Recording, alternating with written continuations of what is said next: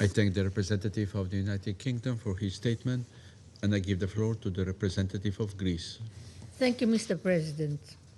I welcome the presence of His Excellency Mr. Kamil Al-Tayeb Idris, Transitional Prime Minister of Sudan, and I would like also to thank Mr. Khaled Kyari, Assistant Secretary General for the Middle East, Asia and the Pacific, Ms. Edom Woshonu, Director of Operations and Advocacy from OCHA for their briefings, as well as Mr. Cameron Hudson for his input. Greece, Mr. President, strongly condemns the deliberate drone attack of the 13th of December against the UNISFA logistics base in Katougli, South Kordofan, which resulted in the tragic loss of 6 Bangladeshi peacekeepers and injuries to several others. We extend our deepest condolences to the families of the fallen peacekeepers, as well as to the government and people of Bangladesh, and wish a swift recovery to those wounded. Greece reiterates that attacks against United Nations peacekeepers are unacceptable and may constitute war crimes under international law. In this regard, we echo the Secretary General's statement of the 13th of December and fully support the press statement circulated by the United States. In the same spirit, Greece joined the WPS take-in delivered prior to this meeting, expressing grave concern over the devastating impact of the conflict on women and girls in Sudan. We strongly condemn the widespread use of sexual and gender-based violence, which constitutes serious violations of international humanitarian and human rights law and may amount to war crimes and crimes against humanity.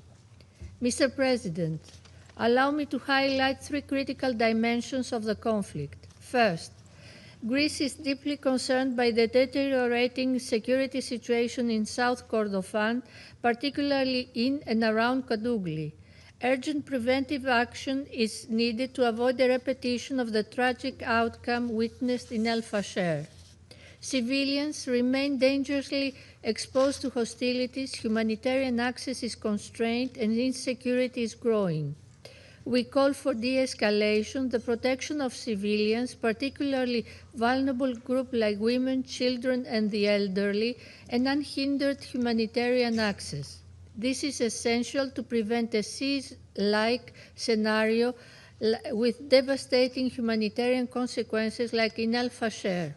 Second, Greece reiterates that there cannot be a military solution to the conflict.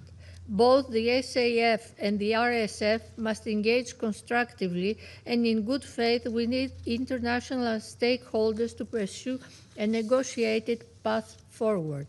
We urge their full and unconditional cooperation with the UN, the African Union, IGAD, and other relevant partners, including the Secretary General's personal envoy, Mr. Lamamra, to advance an immediate cessation of hostilities and a credible political process.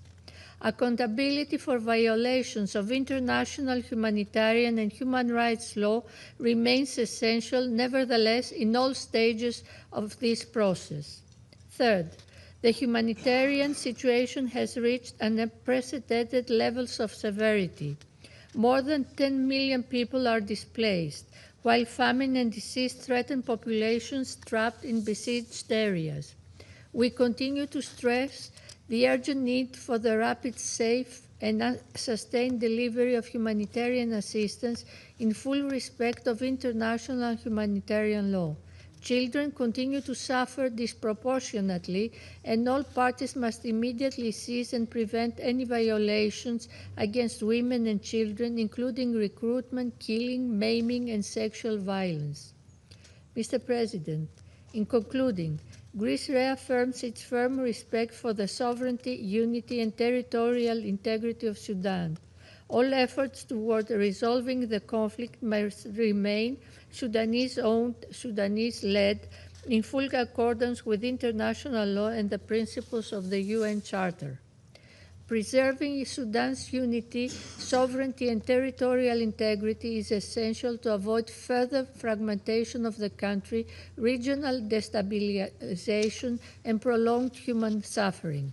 Respect of international law remains the cornerstone of any credible and sustainable path to peace, and we urge all sides intensify efforts for an immediate ceasefire and a return to the political process. I thank you. I thank the representative of Greece for the statement, and I give the floor to the representative of China. President, I welcome Prime Minister Idris of Sudan to today's meeting, and thank SG Kerry and other briefers for their sobering briefings. I also welcome the presence of representatives of Turkey, Egypt, and UAE at today's meeting. Lately, the situation in Sudan has deteriorated.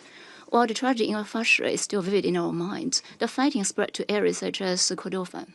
Schools, hospitals, and even UN peacekeeping bases have become targets.